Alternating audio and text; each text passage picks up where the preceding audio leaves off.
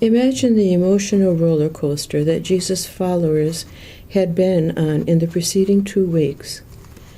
Exhilaration and anticipation after his triumphal entrance into Jerusalem.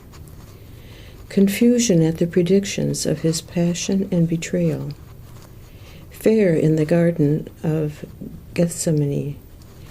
And devastation and disappointment at the foot of the cross.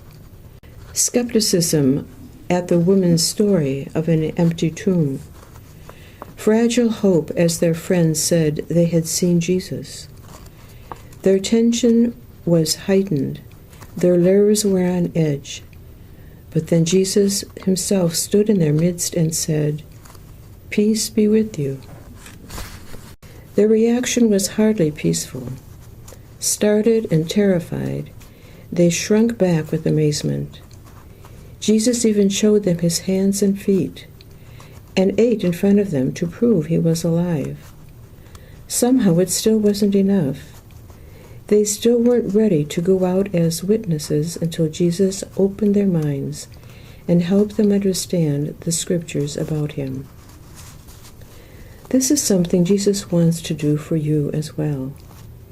Maybe you're not on an emotional roller coaster, or maybe you are. But everyone has to deal with highs and lows. Financial or physical problems may have dashed our expectations, leaving us to wonder what God is doing in us. But rather than scratch our heads in confusion, we can take a cue from today's gospel reading. We can ask the Lord to take our understanding, limited as it is, and touch us with his word. We can meet him in Scripture and ask him to allay our fears, dispel our confusion, and convince us of his love. Take some time and ponder the Mass readings for today. Ask the Spirit to give you the same insight into them, something that applies to your life.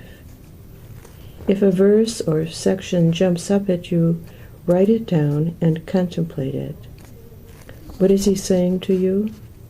Is he guiding you in an important decision you have to make? Whatever the Lord is doing, know that he is also equipping you to be his witness, just as he did for his disciples.